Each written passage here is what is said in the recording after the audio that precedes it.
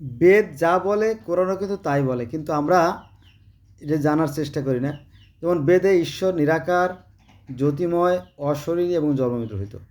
ওই একই কথা কোরআনে আছে যে ঈশ্বর নিরাকার, জ্যোতিময়, অশরীরী এবং জন্মমৃত রহিত। তার কয়েকটা আয়াতের কথা আমি বলি। আপনি যদি সূরা নূরের 25 নম্বর আয়াত দেখেন, তাহলে সেখানে সৃষ্টিকর্তা জ্যোতিময়। তারপরে সূরা আনামের 103 নম্বর আয়াতে বলা হয়েছে সৃষ্টিকর্তাকে চর্মচক্ষু দ্বারা দেখা সম্ভব না।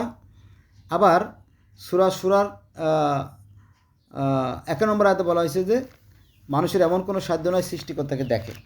তিনি মূলত একটা শক্তি রূপে অবস্থান করছেন। তবে এখানে একটা ব্যাখ্যা বিশ্লেষণ আছে, সেটা যদি আমরা জানতাম, সেটা হচ্ছে যে আমরা জানি যে সৃষ্টিকর্তা যিনি, আল্লাহ যিনি, তিনি তার নূর দ্বারা নবী মুহাম্মদকে সৃষ্টি করলেন, আর নবী মুহাম্মদ সাল্লাল্লাহু আলাইহি ওয়াসাল্লামের সৃষ্টি নূর দ্বারা গোটা জগৎ সৃষ্টি করলেন। বা এমন বর্ণনা পাওয়া যায় যে সৃষ্টিকর্তা 4 জন প্রধান ফেরেশতা সৃষ্টি করলেন, আজরাইল, জিব্রাইল, ইসরাফিল, মিকাইল। পরে তাদেরকে দায়িত্ব দিলেন তুমি সৃষ্টি করো। এইভাবে যদি আমরা দেখি, তাহলে এই যে আলো বা নূর বা জ্যোতির যে রূপটা, এটার কিন্তু নানান রূপ আমরা দেখতে পাই। চলো শুরু করি।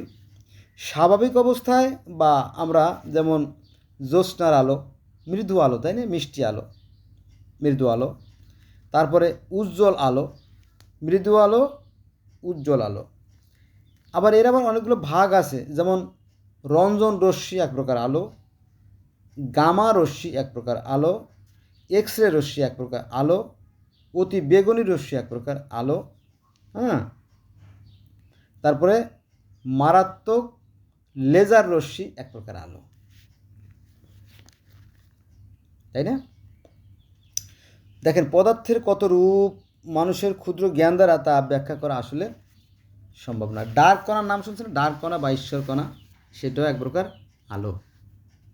আলোর এই বিচিত্র খেলা, আসলে একটা শক্তি আমাদেরকে কেন্দ্র করে আছে। হ্যাঁ, তো এই শক্তির একটা বর্ণনা দেয়, সেটা হচ্ছে যে দেখবেন যে এই যে সূর্যের তাপ, এই সূর্যের তাপকে কাজে লাগাইয়ে আমরা সৌর বিদ্যুৎ তৈরি করতে পারি।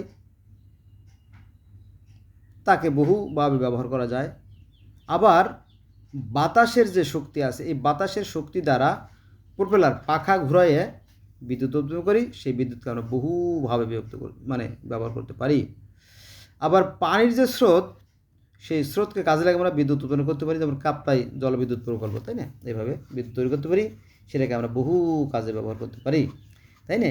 তারপরে আপনার এই যে পেট্রোল, ডিজেল, হ্যাঁ, এগুলো কিন্তু দিয়ে কী করা যায়, বিদ্যুৎ উৎপন্ন করা যায়। আসলে একটা শক্তির খেলা। সৃষ্টিকর্তা সব কিছুর ভিতরে সর্বত্র তিনি আছেন, শক্তিরূপে তিনি আছেন।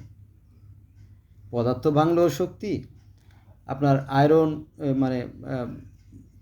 ডিজেল, কেরোসিন, মোম, পিস, ভ্যাসলিন, পদার্থ ভাঙলেও সেই শক্তি।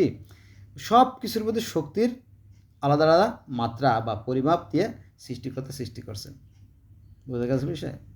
তিনি তার আপন মনে গড়ছেন, ভাঙছেন। হ্যাঁ, এটাই তার খেলা। তিনি শক্তিরূপে সর্বোচ্চ বিরাজমান, এটাই আমাকে ধরে নিতে হবে। বিজ্ঞানীরা তাই বলে যে এই যে বিশ্ব ব্রহ্মাণ্ড সুশৃঙ্খল ও সুনিয়ন্ত্রিত পরিচালিত আছে, নিঃসন্দেহে পিছনে শক্তি আছে। সেই শক্তিকে পৃথিবী বিভিন্ন ডাকে। তবে তিনি অসীম। তিনি এই এতই অসীম, এতই ব্যাপক যে আমাদের এই ক্ষুদ্র জ্ঞান দ্বারা বা ক্ষুদ্র চক্ষু দ্বারা তাদেরকে উপলব্ধি করা আদৌ সম্ভব না। যেটা আছে সূরা আনামের 103 নম্বর আয়াতে, অথবা সূরার 1 নম্বর আয়াতে, অথবা সূরা নূরের 25 নম্বর আয়াতে। বোঝা গেছে বিষয়টা? আল্লাহ হাফেজ।